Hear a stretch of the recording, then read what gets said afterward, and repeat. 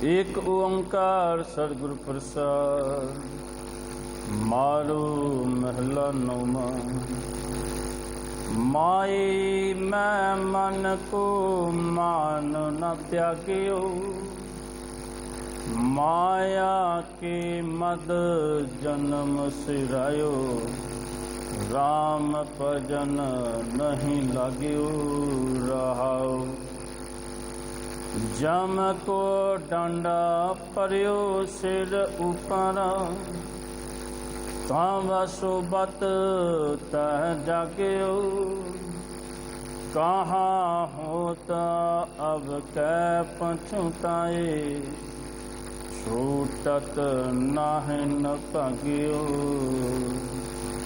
एह चिंता उपजी कट मह, जब गुरा चरणन अनुराग्यो, सफला जन्म नानक तब हुआ, जो प्रभ जस मह पाग्यो। एह चिंता उपजी कट मह, जब गुरा चरणन अनुराग्यो, सफल जन्म नानक तब हुआ, जो प्रभु जस मह पाग्यो। वाहिगुरु जी का खालसा, वाहिगुरु जी की फतेह। चबर छतर तख्त दे मालक वाली, कुल आलम दो जहां दे वाली, धन गुरु ग्रंथ साहिब जी महाराज, जिन्हां दी मुबारक गोद अंदर आप समूह हाजरीन शामां दे दीवाना अंदर हाजरियां भर रहे हो। गुरुदेव सतगुरु ने कृपा करके सुभागा समा बख्शिश किया है। पावन पवित्र बाणी गुरु तेग बहादुर पातशाह जी के मुखारबिंद तो उच्चारण की हुई मारू राग के अंदर गुरुदेव सतगुरु जी का एक तीसरा शब्द, पावन अंक गुरु ग्रंथ साहिब जी महाराज 101,008 के उपर सुभायमान। अज दे इस पावन पवित्र शब्द अंदर मेरे सतगुरु पातशाह जी जो उपदेश सानू बख्शिश करते हैं, रहाओ दे बंद अंदर सतगुरु पातशाह जी उपदेश कर रहे ने, माई मैं मन को मान न त्याग्यो, माया के मद जन्म सिरायो, राम भजन नहीं लाग्यो। गुरुदेव सतगुरु इस शब्द के राही सानू जो उपदेश बख्शिश करना चाहते हैं, सब तो पहला आरंभता दे विच शब्द वरत्या है माई। आप जी नाल पिछले दीवाना अंदर कल के दीवान विच भी ये सांझ पाई सी भी माई शब्द क्यों वरत्या गया है। ये सतगुरु पातशाह जी ने संबोधनी करके अपनी माँ के प्रति ये शब्द वरत्या है, हे मेरी माँ मैं मन को मान न त्याग्यो। भी जिहड़ा मन का मान है, अहंकार है ना, ये मेरे को त्याग्या नहीं गया, हले तिकर मैं इहदा संग छड्डिया नहीं। माया के मद जन्म सिरायो, राम भजन नहीं लाग्यो। हुण तिकर अपनी जिन्नी मैं आयु बतीत की ना, माया दे नशियां दे विच, माया दे पदार्थां दे विच दुखतान होकर बतीत की है। परमात्मा की बंदगी विच मैं लगे ही कोई। हुण साध संगत जी, एक गल स्पष्ट रूप दे विच सानू समझ आउंदी है भी जिस मनुख ने उन्हां विकारां दा संग नहीं ना छड्डिया, विकारां दा साथ नहीं छड्डिया, जेकर मान नहीं छड्डिया, ते ओह परमात्मा दी बंदगी कर ही नहीं सकदा। जिन्ना चिर तकर इस हिरदे दे विच, इस शरीर दे विच ये 5 भैड़े विकार इस दे विच काबज रहणगे, इन्हां दा कब्जा रहेगा, इत्थे परमात्मा की प्रसिद्धि, उहदा नाम जस वडियाई कदे काबज हो ही नहीं सकती। तुहानूं इन्हां नूं छड्डना पवेगा। ये साडे दुश्मन ने, दुश्मनां दा साथ तुहानूं छड्डना पवेगा। ਤੇ ਚੰਗੇ ਗੁਣਾਂ ਦੀ ਸੰਗਤ ਕਰਨੀ ਪਵੇਗੀ, ਮਿੱਤਰਾਂ ਚੰਗਿਆਂ ਨੂੰ ਬਣਾਉਣਾ ਪਵੇਗਾ। ਧੰਨ ਗੁਰੂ ਤੇਗ ਬਹਾਦਰ ਪਾਤਸ਼ਾਹ ਤੇ ਆਪਣੀ ਬਾਣੀ ਵਿੱਚ ਸਾਨੂੰ ਸਮਝਾਉਂਦੇ ਹੀ ਇਹ ਨੇ। ਜਿਸ ਵੇਲੇ ਗੁਰੂ ਤੇਗ ਬਹਾਦਰ ਪਾਤਸ਼ਾਹ ਉਹਨਾਂ ਦਾ ਜਨਮ ਹੋਇਆ ਨਾ, ਅੰਮ੍ਰਿਤਸਰ ਦੀ ਧਰਤੀ ਗੁਰੂ ਕੇ ਮਹਿਲ, ਗੁਰੂ ਹਰਗੋਬਿੰਦ ਪਾਤਸ਼ਾਹ ਜੀ ਦੇ ਗ੍ਰਹਿ ਵਿਖੇ ਇਹ 5 ਭਰਾ ਸਨ, ਇੱਕ ਭੈਣ ਇਹਨਾਂ ਦੀ ਬੀਬੀ ਬੀਰੋ। 1621 ਈਸਵੀ ਦੇ ਵਿੱਚ ਇਹਨਾਂ ਦਾ ਜਨਮ ਹੁੰਦਾ ਹੈ ਤੇ ਕਹਿੰਦੇ ਜਿਸ ਵੇਲੇ ਜਨਮ ਹੋਇਆ ਤੇ ਸਤਿਗੁਰੂ ਪਾਤਸ਼ਾਹ ਜੀ ਨੇ ਇਹਨਾਂ ਦਾ ਨਾਮ ਰੱਖਿਆ ਤਿਆਗ ਮੱਲ, ਤਿਆਗ ਦੀ ਮੂਰਤ। ਹੁਣ ਸਾਧ ਸੰਗਤ ਜੀ, ਕਈ ਸਰੋਤੇ ਇੱਦਾਂ ਦੇ ਨੇ, ਕਈ ਵਿਦਵਾਨ ਇੱਦਾਂ ਦੇ ਪੜ੍ਹਨ ਵਾਲੇ ਨੇ ਜਿਹੜੇ ਇਸ ਬਾਬਤ ਇਹ ਖਿਆਲ ਪ੍ਰਗਟ ਕਰਦੇ ਨੇ ਵੀ ਸ਼ਾਇਦ ਗੁਰੂ ਤੇਗ ਬਹਾਦਰ ਪਾਤਸ਼ਾਹ ਦੀ ਜਿਹੜੀ ਬਾਣੀ 'ਤੇ ਅਸੀਂ ਵਿਚਾਰ ਕਰ ਰਹੇ ਹਾਂ, 9ਵੇਂ ਮਹੱਲੇ ਦੇ ਸ਼ਲੋਕ ਦੇ, ਵੀ ਇਸ ਬਾਣੀ ਦੇ ਵਿੱਚ ਨਾ ਵੈਰਾਗ ਦੀ ਬੜੀ ਗੱਲ ਕੀਤੀ ਗਈ। ਸ਼ਾਇਦ ਗੁਰੂ ਤੇਗ ਬਹਾਦਰ ਪਾਤਸ਼ਾਹ ਸੰਸਾਰ ਤੋਂ ਉਪਰਾਮ ਹੋ ਚੁੱਕੇ ਸਨ। ਸੰਸਾਰ ਤੋਂ ਉਪਰਾਮ ਦਾ ਮਤਲਬ ਵੀ ਕੋਈ ਮਨੁੱਖ ਸੰਸਾਰ ਦੇ ਵਿੱਚ ਰਹਿ ਕੇ ਨਾ, ਸੰਸਾਰ ਦੇ ਵਿੱਚ ਰਹਿ ਕੇ ਸੰਸਾਰ ਦੇ ਵਿੱਚ ਖੁਸ਼ ਨਹੀਂ, ਉਪਰਾਮਤਾ। ਪਰ ਸਾਧ ਸੰਗਤ ਜੀ, ਇੱਦਾਂ ਦੀ ਗੱਲ ਗੁਰੂ ਤੇਗ ਬਹਾਦਰ ਪਾਤਸ਼ਾਹ ਜੀ ਦੇ ਜੀਵਨ ਦੇ ਵਿੱਚੋਂ ਕੋਈ ਝਲਕਦੀ ਨਹੀਂ, ਕੋਈ ਪ੍ਰਗਟ ਨਹੀਂ ਹੁੰਦੀ। ਹੁਣ ਜੇਕਰ ਉਹਨਾਂ ਦਾ ਬਚਪਨ ਦੇ ਵਿੱਚ ਜਨਮ ਸਮੇਂ ਜਿਹੜਾ ਨਾਮ ਰੱਖਿਆ ਗੁਰੂ ਹਰਗੋਬਿੰਦ ਪਾਤਸ਼ਾਹ ਜੀ ਨੇ ਤਿਆਗ ਮੱਲ, ਤੇ ਕਿਸ ਤਿਆਗ ਦੀ ਮੂਰਤ ਹੋਣਗੇ ਉਹ, ਕਿਸ ਤਿਆਗ ਦੀ ਗੁਰੂ ਤੇਗ ਬਹਾਦਰ ਪਾਤਸ਼ਾਹ ਗੱਲ ਕਰਦੇ ਹੋਣਗੇ। ਤੇ ਜਿਸ ਵੇਲੇ ਉਹਨਾਂ ਦੀ ਬਾਣੀ ਪੜ੍ਹੀਏ ਤੇ ਉਹ ਤਿਆਗਣ ਦੀ ਗੱਲ ਕਰਦੇ ਨੇ। ਜਿਹੜਾ ਲਫ਼ਜ਼ ਉਹਨਾਂ ਦੇ ਨਾਮ ਦੇ ਵਿੱਚ ਪ੍ਰਗਟ ਹੋ ਰਿਹਾ ਨਾ ਵੀ ਤਿਆਗ, ਤੇ ਗੁਰੂ ਤੇਗ ਬਹਾਦਰ ਪਾਤਸ਼ਾਹ ਆਪਣੇ ਜੀਵਨ ਵਿੱਚ ਕਿਸ ਤਿਆਗ ਦੀ ਗੱਲ ਕਰਦੇ, ਉਹਨਾਂ ਦੀ ਬਾਣੀ ਪੜ੍ਹੀਏ ਤੇ ਫਿਰ ਸਾਨੂੰ ਪਤਾ ਲੱਗਦਾ। ਮੇਰੇ ਪਾਤਸ਼ਾਹ ਬਚਨ ਕਰਦੇ, ਕਹਿੰਦੇ ਸਾਧੋ ਮਨ ਕਾ ਮਾਨ ਤਿਆਗੋ, ਕਾਮ ਕ੍ਰੋਧ ਸੰਗਤ ਦੁਰਜਨ ਕੀ, ਤਾਂ ਤੇ ਅਹਨਿਸ ਭਾਗੋ। ਇਹ ਸਾਧੋ ਸ਼ਬਦ ਸੰਬੋਧਨੀ ਵਰਤਿਆ ਸਤਿਗੁਰੂ ਪਾਤਸ਼ਾਹ ਨੇ, ਹੇ ਸੰਤ ਜਨੋ। ਸਾਧ ਉਹ ਨੇ ਜਿਹੜੇ ਗੁਰਮੁਖ ਜਨ ਨੇ, ਜਿਹੜੇ ਇਸ ਸੰਸਾਰ ਤੋਂ ਨਿਰੰਕਾਰ ਦੇ ਜਿਹੜੇ ਪੰਥ ਦੇ ਪਾਂਧੀ ਬਣੇ ਨੇ, ਇਸ ਮਾਰਗ ਦੇ ਉੱਤੇ ਤੁਰ ਰਹੇ ਨੇ, ਜਿਹੜੇ ਸੱਚ ਨੂੰ ਗ੍ਰਹਿਣ ਕਰ ਰਹੇ ਨੇ, ਗੁਰੂ ਦੀ ਸੰਗਤ ਵਿੱਚ ਬੈਠੇ ਨੇ, ਜਿਨ੍ਹਾਂ ਦਾ ਮਨ ਹਮੇਸ਼ਾ ਗੁਰੂ ਦੇ ਚਰਨਾਂ ਵਿੱਚ ਰਹਿੰਦਾ। ਮੇਰੇ ਪਾਤਸ਼ਾਹ ਉਹਨਾਂ ਸੰਤ ਜਨਾਂ ਨੂੰ, ਉਹਨਾਂ ਸਾਧ ਜਨਾਂ ਨੂੰ, ਉਹਨਾਂ ਗੁਰਮੁਖ ਜਨਾਂ ਨੂੰ ਸੰਬੋਧਨ ਕਰਕੇ ਕਹਿੰਦੇ, ਪਾਤਸ਼ਾਹ ਕਹਿੰਦੇ ਜੇਕਰ ਧਰਮ ਦੀ ਪੌੜੀ ਦੇ ਉੱਤੇ ਪਹਿਰ ਰੱਖਣਾ ਹੈ ਤੇ ਸਤਿਗੁਰੂ ਪਾਤਸ਼ਾਹ ਕਹਿੰਦੇ ਸਭ ਤੋਂ ਪਹਿਲਾਂ ਆਪਣਾ ਮਾਣ ਤਿਆਗ ਦਿਓ। ਜਿਸ ਮਨੁੱਖ ਨੇ ਆਪਣੀ ਜ਼ਿੰਦਗੀ ਵਿੱਚ ਮਾਣ ਨਹੀਂ ਨਾ ਤਿਆਗਿਆ, ਸਾਧ ਸੰਗਤ ਜੀ, ਉਹ ਧਰਮ ਦਾ ਅਨੁਨਾਈ ਨਹੀਂ ਬਣ ਸਕਦਾ, ਉਹ ਧਰਮ ਨੂੰ ਅਪਣਾ ਨਹੀਂ ਸਕਦਾ। ਚੰਗੀ ਵਡਿਆਈ, ਚੰਗੇ ਗੁਣ ਉਹਦੇ ਹਿਰਦੇ ਵਿੱਚ ਸਮਾ ਨਹੀਂ ਸਕਦੇ। ਤੇ ਪੈਸਾ ਕਹਿੰਦੇ ਕਾਮ ਕ੍ਰੋਧ ਸੰਗਤ ਦੁਰਜਨ ਕੀ, ਤਾਂ ਤੇ ਅਹਨਿਸ ਭਾਗੋ। ਇਹ ਤੇ ਭੈੜੇ ਮਨੁੱਖਾਂ ਦੀ, ਦੁਰਜਨਾਂ ਦੀ ਸੰਗਤ ਹੁੰਦੀ ਹੈ। ਹਮੇਸ਼ਾ ਕਾਮ ਕ੍ਰੋਧ ਤੋਂ ਦੂਰ ਰਹੋ। ਸੰਗਤ ਦੁਰਜਨ ਕੀ, ਮਾੜੇ ਲੋਕਾਂ ਤੋਂ, ਭੈੜੇ ਲੋਕਾਂ ਤੋਂ, ਮਨ ਮੁਖਾਂ ਤੋਂ, ਅਕਿਰਤ ਕਣਾ, ਉਹਨਾਂ ਪਾਪੀ ਲੋਕਾਂ ਦੇ ਕੋਲੋਂ ਹਮੇਸ਼ਾ ਆਪਣੇ ਆਪ ਨੂੰ ਦੂਰ ਰੱਖੋ। ਅਹਨਿਸ ਭਾਗੋ ਦਾ ਮਤਲਬ ਹੈ ਦਿਨ ਰਾਤ ਇਹਨਾਂ ਤੋਂ ਦੂਰ ਰਹੋ, ਦੂਰ ਭੱਜ ਜਾਵੋ। ਚੰਗੇ ਬੰਦਿਆਂ ਦਾ ਸੰਗ ਕਰੋ, ਚੰਗੀ ਸੰਗਤ ਵਿੱਚ ਬੈਠੋ, ਪਰ ਮਾੜੇ ਲੋਕ ਜਿੱਥੇ ਨਜ਼ਰ ਆਉਣ ਉਹਨਾਂ ਨੂੰ ਦੇਖ ਕੇ ਦੂਰ ਭੱਜ ਜਾਵੋ।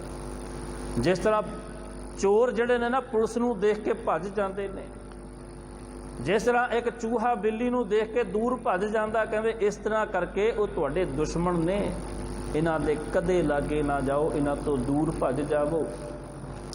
ਗੁਰਦੇਵ ਸਤਿਗੁਰੂ ਫਿਰ ਇਹ ਸਾਨੂੰ ਸਮਝਾਉਣ ਦਾ ਯਤਨ ਕਰਦੇ ਵੀ ਮਾਣ ਜਿਸ ਮਾਰਗ ਦੇ ਉੱਤੇ ਅਸੀਂ ਤੁਰ ਰਹੇ ਹਾਂ ਨਾ, ਕਈ ਵਾਰ ਸਾਧ ਸੰਗਤ ਜੀ, ਇਹ ਕਈ ਵਾਰ ਨਹੀਂ ਬੜੀ ਵਾਰ ਇੱਦਾਂ ਹੁੰਦਾ ਵੀ ਅਸੀਂ ਬੰਦਗੀ ਦੇ ਰਾਹ ਦੇ ਉੱਤੇ ਤੁਰਦੇ ਹਾਂ, ਬਾਣੀ ਪੜ੍ਹਦੇ ਹਾਂ, ਬਾਣੀ ਪੜ੍ਹਨ ਦਾ ਯਤਨ ਕਰਦੇ ਹਾਂ, ਅਸੀਂ ਚੰਗੇ ਬਣਨਾ ਚਾਹੁੰਦੇ ਹਾਂ, ਪਰ ਸਾਧ ਸੰਗਤ ਜੀ ਅਸੀਂ ਆਪਣਾ ਮਾਣ ਵੀ ਨਹੀਂ ਛੱਡਣਾ ਚਾਹੁੰਦੇ।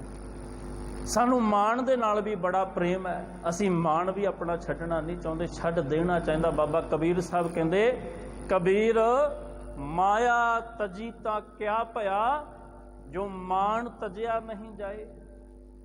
ਉਹ ਕਹਿੰਦੇ ਮਾਇਆ ਤਜ ਦਿੱਤੀ, ਮਾਇਆ ਨੂੰ ਛੱਡ ਦਿੱਤਾ, ਮਾਇਆ ਨੂੰ ਹੱਥ ਨਹੀਂ ਲਾਉਂਦਾ ਤੇ ਇਹਦਾ ਕੋਈ ਲਾਭ ਨਹੀਂ, ਜੇਕਰ ਮਾਣ ਨਹੀਂ ਛੱਡਿਆ।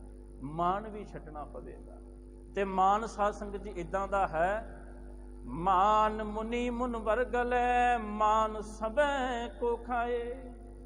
ਕਹਿੰਦੇ ਇਸ ਮਾਣ ਨੇ ਵੱਡੇ ਵੱਡੇ ਮੁਨੀ ਮੁਨਵਰ, ਵੱਡੇ ਵੱਡੇ ਸਾਧੂ ਜਨ, ਆਪਣੇ ਆਪ ਨੂੰ ਸਾਧੂ ਕਹਿਣ ਵਾਲੇ, ਵਿਕਾਰਾਂ ਤੋਂ ਆਪਣੇ ਆਪ ਨੂੰ ਮੁਕਤ ਸਮਝਣ ਵਾਲੇ ਪਾਤਸ਼ਾਹ ਕਹਿੰਦੇ ਇਸ ਮਾਣ ਨੇ ਗਲ ਕੇ ਰੱਖ ਦਿੱਤੇ। ਗਲ ਗਏ ਇਹਦੇ ਵਿੱਚ, ਅਹੰਕਾਰ ਦੇ ਵਿੱਚ ਗਲ ਗਏ, ਆਪਣੀ ਵਡਿਆਈ ਦੇ ਵਿੱਚ ਗਲ ਗਏ। ਹੁਣ ਸਾਧ ਸੰਗਤ ਜੀ ਆਪ ਜੀ ਦੇਖੋ, ਜਿਸ ਵੇਲੇ ਬੱਚੇ ਨਾ ਸਕੂਲ ਦੇ ਵਿੱਚ ਪੜ੍ਹਨ ਜਾਂਦੇ ਆ ਤੇ ਉਹਨਾਂ ਦੇ ਸਕੂਲ ਦੇ ਵਿੱਚ ਇੱਕ ਯੂਨੀਫਾਰਮ ਡਰੈਸ ਕੋਡ ਹੁੰਦਾ ਹੈ। ਕਿਤੇ ਨੌਕਰੀ ਕਰਨ ਜਾਈਏ ਉੱਥੇ ਵੀ ਹੁੰਦਾ, ਹਰ ਥਾਂ ਦੇ ਉੱਤੇ ਹੁੰਦਾ। ਸਾਡੇ ਸਟਾਫ ਦਾ ਵੀ ਇੱਕ ਡਰੈਸ ਕੋਡ ਹੈ।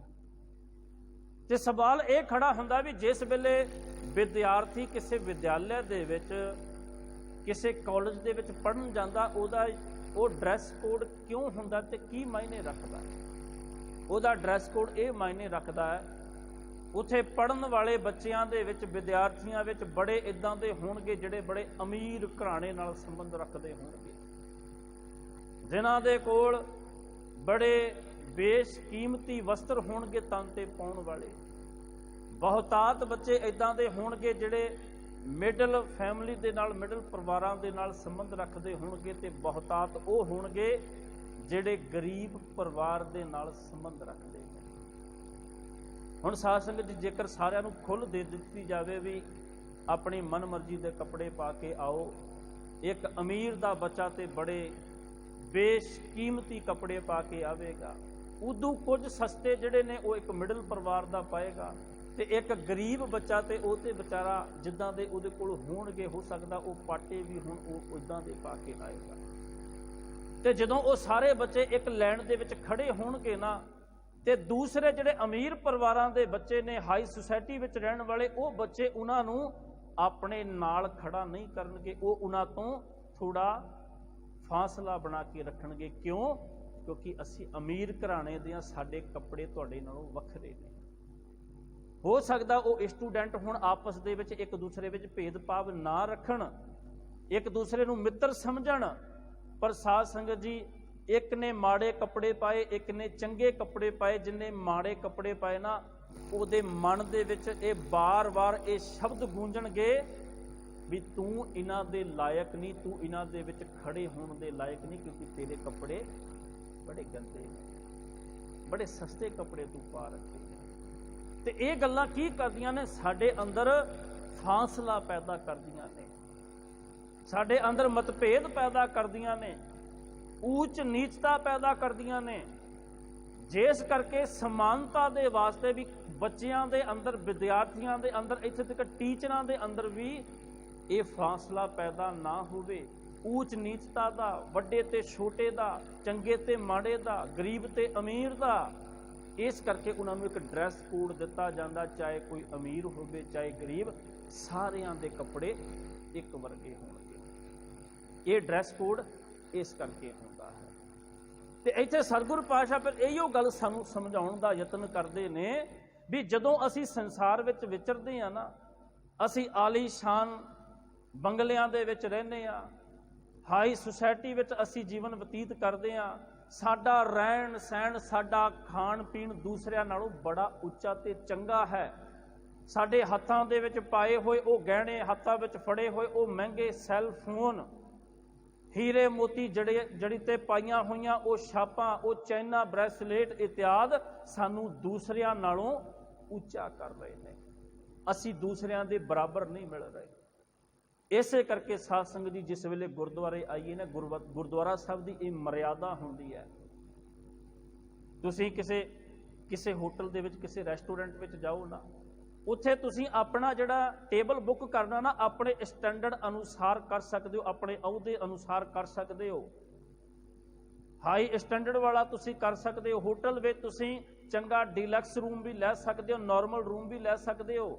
ਆਪਣਾ ਸਟੈਂਡਰਡ ਤੁਸੀਂ ਉੱਥੇ ਉੱਚਾ ਕਰ ਸਕਦੇ ਹੋ ਆਪਣੇ ਅਹੁਦੇ ਦੇ ਹਿਸਾਬ ਨਾਲ, ਆਪਣੇ ਪੈਸੇ ਦੇ ਹਿਸਾਬ ਨਾਲ। ਬਹੁਤਾਤ ਥਾਵਾਂ ਦੇ ਉੱਤੇ ਇੱਕ ਆਮ ਜਰਨਲ ਲਾਈਨ ਹੋਵੇਗੀ, ਇੱਕ VIP ਲੋਕਾਂ ਦੀ ਲਾਈਨ ਹੋਵੇਗੀ, ਪਰ ਗੁਰਦੁਆਰੇ ਦੀ ਜਿਹੜੀ ਮਰਿਆਦਾ ਉਹ ਕੀ ਹੈ? ਇੱਥੇ ਜਿਹੜਾ ਵੀ ਆਵੇ ਨਾ, ਜੇਕਰ ਗੁਰੂ ਅਮਰਦਾਸ ਪਾਤਸ਼ਾਹ ਨੂੰ ਮਿਲਣ ਵਾਸਤੇ ਨਾ ਬਾਦਸ਼ਾਹ ਅਕਬਰ ਆਇਆ ਤੇ ਉਹ ਆਪਣੇ ਆਪ ਨੂੰ ਆਪਣੇ ਨਾਲ ਬਾਦਸ਼ਾਹੀਅਤ ਦਾ ਅਹੁਦਾ ਲੈ ਕੇ ਨਹੀਂ ਆਇਆ। ਉਹ ਜਿਸ ਵੇਲੇ ਮਿਲਣ, ਬੜਾ ਸੂਝਵਾਨ ਬੰਦਾ ਸੀ, ਬੜਾ ਸੂਝਵਾਨ ਬਾਦਸ਼ਾਹ ਸੀ, ਵੀ ਜਿਸ ਵੇਲੇ ਇੱਕ ਗੁਰੂ ਨੂੰ ਮਿਲਣ ਵਾਸਤੇ ਗਿਆ ਨਾ, ਉਹਦੇ ਅਹਿਲਕਾਰਾਂ ਨੇ ਕਿਹਾ, ਵਜ਼ੀਰ ਨੇ ਕਿਹਾ, ਰਸਤੇ ਦੇ ਵਿੱਚ ਵੱਡੇ ਵੱਡੇ ਕਾਲੀਨ, ਉਹ ਕਾਰਪੇਟ ਵਿਛਾ ਦਿੱਤੇ ਜਾਣ, ਜਿੱਥੋਂ ਮਹਾਰਾਜ ਦੀ, ਬਾਦਸ਼ਾਹ ਦੀ ਉਹ ਜਿਹੜੀ ਸਵਾਰੀ ਲੰਘ ਕੇ ਜਾਵੇਗੀ, ਜਿੱਥੋਂ ਰੱਥ ਉਹ ਹਾਥੀ ਲੰਘ ਕੇ ਜਾਣਗੇ, ਉਹ ਕਾਫਲਾ ਲੰਘੇਗਾ। ਜਿਸ ਵੇਲੇ ਬਾਦਸ਼ਾਹ ਅਕਬਰ ਆਇਆ ਨਾ, ਉਹਨੇ ਆਪਣੇ ਵਜ਼ੀਰਾਂ ਨੂੰ ਕਿਹਾ, ਇਹ ਕਾਰਪੇਟ, ਇਹ ਸਾਰਾ ਕੁਝ ਇੱਥੋਂ ਹਟਾ ਦਿੱਤਾ ਜਾਵੇ, ਇਸ ਰਸਤੇ ਦੇ ਉੱਤੇ ਕੋਈ ਮਖਮਲੀ ਕਾਰਪੇਟ ਨਹੀਂ ਵਿਛਾਇਆ ਜਾਵੇਗਾ, ਮੈਂ ਕਿਸੇ ਰੱਥ ਦੇ ਉੱਤੇ, ਕਿਸੇ ਸਵਾਰੀ ਦੇ ਉੱਤੇ ਨਹੀਂ ਚੜ੍ਹ ਕੇ ਜਾਵਾਂਗਾ, ਮੈਂ ਜਿਹੜੇ ਵਸਤਰ ਪਹਿਨੇ ਨੇ ਇਹ ਆਮ ਲੋਕਾਂ ਵਰਗੇ ਸਿੰਪਲ ਕੱਪੜੇ ਪਾ ਰੱਖੇ ਨੇ, ਕੋਈ ਸਿਰ ਦੇ ਉੱਤੇ ਤਾਜ ਨਹੀਂ, ਪੈਰਾਂ ਦੇ ਵਿੱਚ ਜੁੱਤੀ ਵੀ ਨਹੀਂ।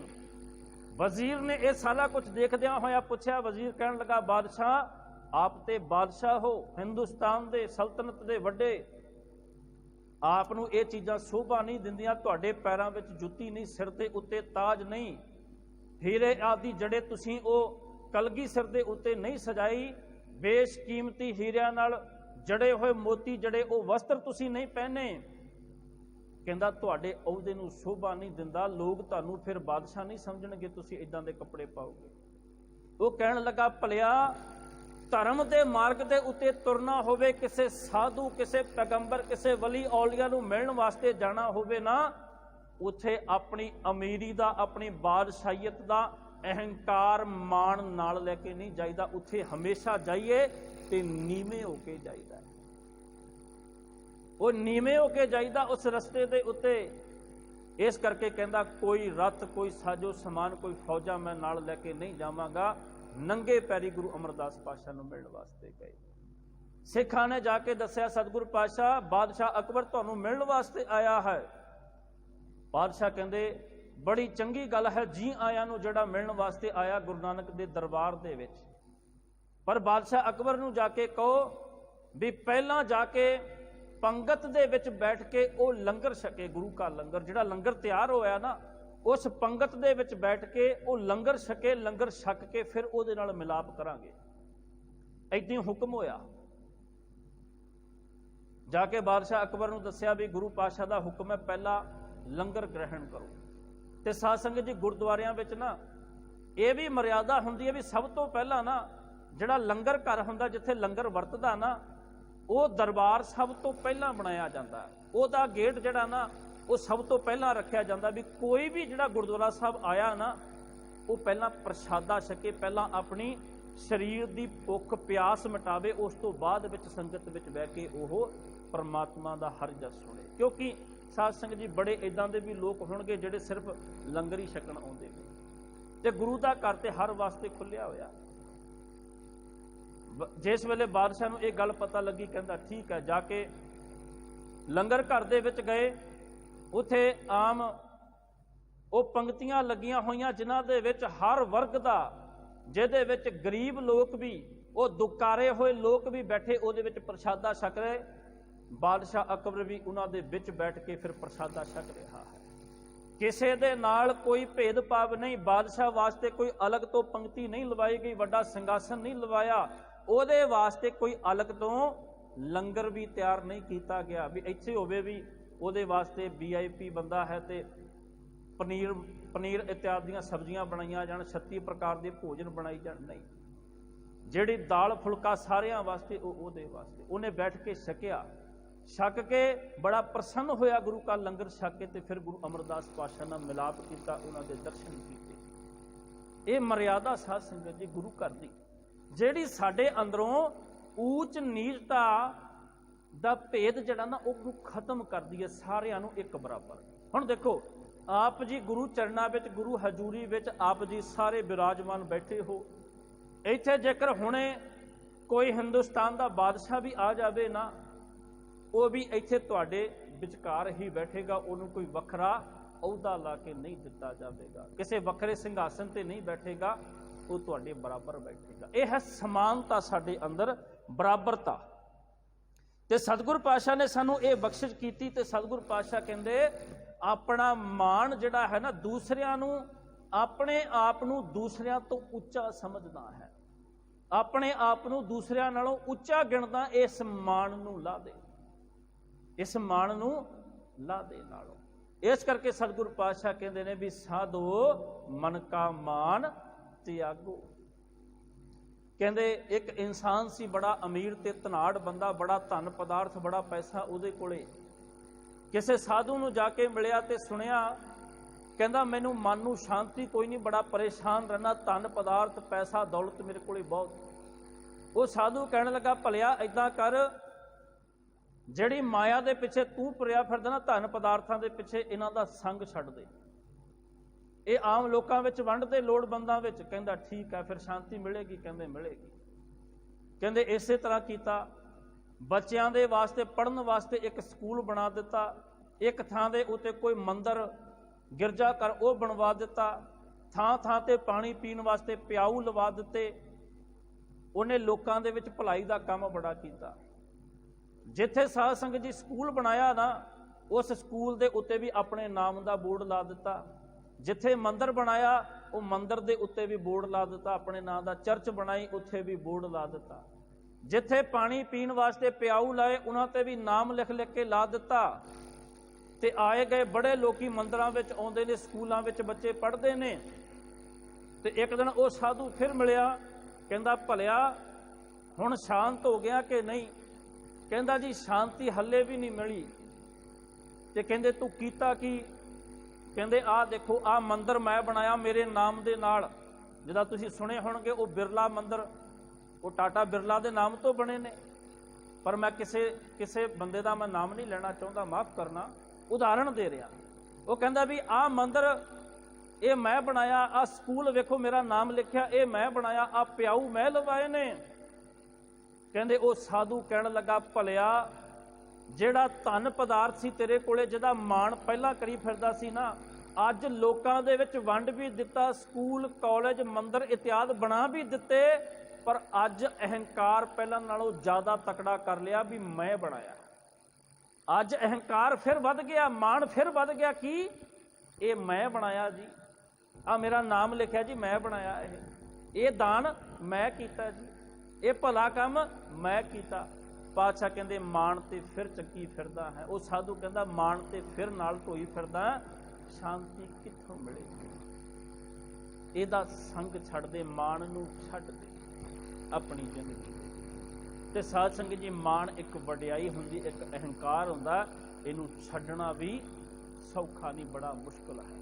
ਇਸ ਕਰਕੇ ਬਾਬਾ ਕਬੀਰ ਸਾਹਿਬ ਕਹਿੰਦੇ, ਕਬੀਰ ਮਾਇਆ ਤਜੀ ਤਾਂ ਕਿਆ ਭਇਆ, ਜੋ ਮਾਣ ਤਜਿਆ ਨਹੀਂ ਜਾਏ। ਮਾਨ ਮੁਨੀ ਮੁਨਵਰ ਗਲੇ, ਮਾਣ ਸਭੈ ਕੋ ਖਾਏ।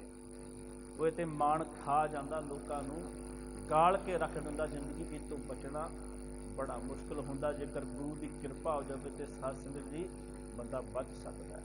ਤੇ ਪਾਤਸ਼ਾਹ ਫਿਰ ਅੱਗੇ ਸਮਝਾਉਂਦੇ ਨੇ, ਕਹਿੰਦੇ ਕਾਲ ਫਾਸ ਜਬ, ਮਾਫ ਕਰਨਾ, ਗੁਰਦੇਵ ਸਤਿਗੁਰੂ ਸਮਝਾਉਂਦੇ, ਜਮ ਕੋ ਡੰਡ ਪਰਿਓ ਸਿਰ ਉਪਰ, ਤਬ ਹੋਵਤ ਤਹ ਜਾਗਿਓ। ਕਹਿੰਦੇ ਵੀ ਜਮਾਂ ਦਾ ਡੰਡ, ਜਮਾਂ ਦੀ ਉਹ ਫਾਹੀ ਜਿਹੜੀ ਹੈ ਨਾ, ਜਦੋਂ ਮੌਤ ਦਾ ਬਿਗਲ ਵੱਜਦਾ ਹੈ, ਮੌਤ ਦਾ ਸੰਕੇਤ ਆਉਂਦਾ ਹੈ, ਮੌਤ ਆ ਕੇ ਦਰਵਾਜ਼ੇ ਦੇ ਉੱਤੇ ਦਸਤਕ ਦਿੰਦੀ ਹੈ। ਕਹਿੰਦੇ ਜਦੋਂ ਮੌਤ ਦਾ ਉਹ ਡੰਡ ਆ ਕੇ ਤੇਰੇ ਸਿਰ ਦੇ ਵਿੱਚ ਵੱਜਿਆ ਨਾ, ਸਿਰ ਉੱਪਰ, ਤਬ ਸੋਬਤ ਤੈਂ ਜਾਗਿਓ। ਕਹਿੰਦੇ ਫਿਰ ਤੂੰ ਮਾਇਆ ਦੀ ਨੀਂਦ ਵਿੱਚ ਜਿਹੜਾ ਸੁੱਤਾ ਹੋਇਆ ਸੀ ਨਾ, ਸੰਸਾਰ ਦੀ ਨੀਂਦ ਵਿੱਚ ਸੁੱਤਾ ਸੀ। ਇੱਕ ਨੀਂਦ ਕੁਦਰਤੀ ਹੈ ਜਿਹੜੀ ਸਾਨੂੰ ਰੋਜ਼ਾਨਾ ਆਉਂਦੀ ਹੈ, ਤੇ ਇੱਕ ਨੀਂਦ ਹੈ ਜਿਹੜੀ ਮਾਇਆ ਦੀ ਨੀਂਦ ਹੈ, ਜਿਹਦੇ ਵਿੱਚ ਬੰਦਾ ਪੈ ਜਾਵੇ ਤੇ ਉਹ ਫਿਰ ਕਦੇ ਜਾਗਦਾ ਨਹੀਂ। ਉਹ ਇੱਕ ਨੀਂਦ ਤੇ ਉਹ ਹੈ ਜਿਹੜੀ ਰਾਤ ਨੂੰ ਆਉਂਦੀ ਹੈ, ਅਸੀਂ 7 ਘੰਟੇ 8 ਘੰਟੇ ਸੌਂਦੇ ਹਾਂ ਜਿਹਦੇ ਵਿੱਚ। ਇੱਕ ਨੀਂਦ ਉਹ ਹੈ ਮਾਇਆ ਦੀ, ਜਿਹਦੇ ਵਿੱਚ ਮਨੁੱਖ ਹਮੇਸ਼ਾ ਸੁੱਤਾ ਹੀ ਰਹਿੰਦਾ ਹੈ। ਜਿਸ ਮਾਣ ਦੇ ਵਿੱਚ, ਜਿਸ ਵਡਿਆਈ ਦੇ ਵਿੱਚ ਮਨੁੱਖ ਸੁੱਤਾ ਰਹਿੰਦਾ। ਤੇ ਪਾਤਸ਼ਾਹ ਕਹਿੰਦੇ ਮੌਤ ਦਾ ਬਿਗਲ ਵੱਜ ਗਿਆ, मौत का संकेत आने शुरू हो गए, जम आके सिर दे उत्ते खड़े हो गए। ते हुण तू जागिया है, माया दी नींद विचों हुण जागिया। कहाँ होत अब के पछताए, छूटत नाहन पागियो। हुण पछताया की होवेगा, हुण छुट्टियां तू इन्हां कोलों भज नहीं सकदा। मौत तो कौन भज सकदा? ਜਦੋਂ ਸਾਰੀ ਜ਼ਿੰਦਗੀ ਦਾ ਸਮਾਂ ਵਿਅਰਥ ਗੁਜ਼ਾਰ ਦਿੱਤਾ, ਹੁਣ ਮੌਤ ਆ ਕੇ ਦਸਤਕ ਦੇ ਰਹੀ ਹੈ। ਇਹ ਸਰੀਰ ਜਵਾਬ ਦੇ ਚੁੱਕਿਆ, ਸਰੀਰ ਹੁਣ ਸਾਥ ਨਹੀਂ ਦਿੰਦਾ, ਰੋਗੀ ਹੋ ਚੁੱਕਿਆ ਹੈ ਸਰੀਰ। ਤੇ ਪਾਤਸ਼ਾਹ ਕਹਿੰਦੇ ਹੁਣ ਤੂੰ ਸੋਚਦਾ ਵੀ ਮੈਂ ਮੌਤ ਤੋਂ ਛੁੱਟ ਕੇ ਭੱਜ ਜਾਵਾਂਗਾ। ਕਹਾਂ ਹੋਤ ਅਬ ਕੇ ਪਛਤਾਏ, ਪਛਤਾਇਆ ਹੁਣ ਕੁਝ ਵੀ ਨਹੀਂ ਹੋਵੇਗਾ, ਕੋਈ ਲਾਭ ਨਹੀਂ ਹੋਵੇਗਾ ਪਛਤਾਇਆ, ਕਿਉਂਕਿ ਮੌਤ ਆਣ ਦਸਤਕ ਦਿੱਤੀ ਹੈ। ਇਹ ਚਿੰਤਾ ਉਪਜੀ ਕਟ ਮੈਂ, ਜਬ ਗੁਰ ਚਰਨਨ ਅਨੁਰਾਗਿਓ। ਕਹਿੰਦੇ ਇਹ ਚਿੰਤਾ ਜਿਹੜੀ ਹੈ ਨਾ, ਇਸ ਇਹ ਚਿੰਤਾ ਉਪਜੀ ਕਟ ਮੈਂ, ਮੇਰੇ ਹਿਰਦੇ ਦੇ ਵਿੱਚ ਇਹ ਚਿੰਤਾ ਜਿਹੜੀ ਹੈ ਨਾ ਬਾਰ-ਬਾਰ ਪੈਦਾ ਹੁੰਦੀ ਹੈ, ਮੈਨੂੰ ਪਰੇਸ਼ਾਨ ਕਰਦੀ ਹੈ। ਵੀ ਚਿੰਤਾ ਕਾਹਦੀ ਹੈ? ਚਿੰਤਾ ਇਹ ਹੈ ਵੀ ਜ਼ਿੰਦਗੀ ਦਾ ਸਮਾਂ ਸਾਰਾ ਬਤੀਤ ਹੋ ਗਿਆ, ਵਿਅਰਥ ਲੰਘ ਗਿਆ ਤੇ ਮੌਤ ਨੇ ਆਣ ਦਸਤਕ ਦਿੱਤੀ, ਸਮਾਂ ਖਤਮ ਹੋ ਗਿਆ। ਲਾਲ ਘੰਟੀ ਵੱਜਣੀ ਸ਼ੁਰੂ ਹੋ ਗਈ, ਸਮਾਂ ਮੇਰੇ ਕੋਲੇ ਹੁਣ ਬਚਿਆ ਨਹੀਂ ਤੇ ਮੈਨੂੰ ਇਹ ਚਿੰਤਾ ਦਿਨ ਰਾਤ ਸਤਾਉਂਦੀ ਹੈ। ਤੇ ਪਾਤਸ਼ਾਹ ਕਹਿੰਦੇ ਹੁਣ ਕੀ ਹੋਇਆ? ਜਬ ਗੁਰ ਚਰਨਨ ਅਨੁਰਾਗਿਓ। ਜਦੋਂ ਕਹਿੰਦੇ ਮੈਂ ਗੁਰੂ ਚਰਨਾਂ ਦੇ ਵਿੱਚ ਲੱਗਿਆ ਨਾ, ਜਾ ਕੇ ਗੁਰੂ ਚਰਨਾਂ ਦੇ ਵਿੱਚ ਨਤਮਸਤਕ ਹੋ ਗਿਆ, ਗੁਰੂ ਦੇ ਚਰਨਾਂ ਨੂੰ ਆਪਣੇ ਜ਼ਿੰਦਗੀ ਦੇ ਵਿੱਚ ਧਾਰਨ ਕੀਤਾ, ਆਪਣਾ ਮਸਤਕ ਗੁਰੂ ਚਰਨਾਂ ਦੇ ਵਿੱਚ ਅਰਪਿਤ ਕੀਤਾ। ਤੇ ਕਹਿੰਦੇ ਫਿਰ ਪਤਾ ਕੀ ਹੋਇਆ? ਸਫਲ ਜਨਮ ਨਾਨਕ ਤਬ ਹੁਆ, ਜਾਂ ਪ੍ਰਭ ਜਸ ਮੈਂ ਪਾਗਿਓ। ਕਹਿੰਦੇ ਫਿਰ ਮੇਰਾ ਜਨਮ ਜਿਹੜਾ ਨਾ ਉਹ ਸਫਲਾ ਹੋ ਗਿਆ। ਪਹਿਲਾਂ ਮੈਨੂੰ ਇਹ ਚਿੰਤਾ ਨੇ ਬੜਾ ਸਤਾਇਆ, ਪਰ ਮੈਂ ਆਪਣੇ ਆਪ ਨੂੰ ਗੁਰੂ ਦੇ ਚਰਨਾਂ ਵਿੱਚ ਸਮਰਪਿਤ ਕਰ ਦਿੱਤਾ। ਆਪਣੀ ਮੈਂ, ਆਪਣੀ ਹਉਮੈ, ਆਪਣਾ ਮਾਣ ਵਡਿਆਈ ਹੁਣ ਮੈਂ ਛੱਡ ਦਿੱਤਾ, ਇਹਦਾ ਤਿਆਗ ਕਰ ਦਿੱਤਾ ਤੇ ਆਪਣੇ ਆਪ ਨੂੰ ਗੁਰੂ ਚਰਨਾਂ ਵਿੱਚ ਸਮਰਪਿਤ ਕਰ ਦਿੱਤਾ। ਹੁਣ ਮੈਂ ਸਮਰਪਿਤ ਕਰ ਦਿੱਤਾ ਗੁਰੂ ਚਰਨਾਂ ਵਿੱਚ ਵੀ ਮੇਰੇ ਵਿੱਚ ਕੁਝ ਵੀ ਨਹੀਂ ਹੈ, ਮੇਰੇ ਕੋਲ ਕੁਝ ਵੀ ਨਹੀਂ। ਸਤਿਗੁਰੂ ਪਾਤਸ਼ਾਹ ਜੋ ਦਿੱਤਾ ਹੋਇਆ ਹੈ ਉਹ ਤੇਰਾ ਹੀ ਹੈ, ਮੇਰਾ ਤੇ ਮੇਰੇ ਕੋਲੇ ਕੁਝ ਵੀ ਨਹੀਂ। ਹੁਣ ਮੈਂ ਆਪਣੇ ਆਪ ਨੂੰ ਗੁਰੂ ਚਰਨਾਂ ਵਿੱਚ ਸਮਰਪਿਤ ਕਰ ਦਿੱਤਾ। ਤੇ ਪਾਤਸ਼ਾਹ ਕਹਿੰਦੇ ਜੋ ਪ੍ਰਭ ਜਸ ਮੈਂ ਪਾਗਿਓ। ਤੇ ਕਹਿੰਦੇ ਜਿਸ ਸਮੇਂ ਤੋਂ ਮੈਂ ਪ੍ਰਭੂ ਦੇ ਜਸ ਦੇ ਵਿੱਚ ਪਾਗਿਓ ਵੀ ਪੈ ਗਿਆ ਹਾਂ, ਜਦੋਂ ਤੋਂ ਮੈਂ ਉਹਨੂੰ ਆਰਾਧਨਾ ਸ਼ੁਰੂ ਕਰ ਦਿੱਤਾ ਹੈ, ਉਦੋਂ ਤੋਂ ਮੇਰੀ ਚਿੰਤਾ ਜਿਹੜੀ ਹੈ ਉਹ ਖਤਮ ਹੋ ਗਈ ਤੇ ਮੇਰਾ ਇਹ ਜਨਮ ਸਫਲਾ ਹੋ ਗਿਆ ਹੈ। ਸੋ ਇੰਨੀਆਂ ਕੁ ਵਿਚਾਰਾ ਆਪ ਜੀ ਨੇ ਸਰਵਣ ਕੀਤਿਆਂ ਵਿਚਾਰਾ ਕਰਦਿਆਂ ਹੋਈਆਂ। ਏਕ ਓੰਕਾਰ ਸਤਿਗੁਰ ਪ੍ਰਸਾਦ। ਮਾਰੋ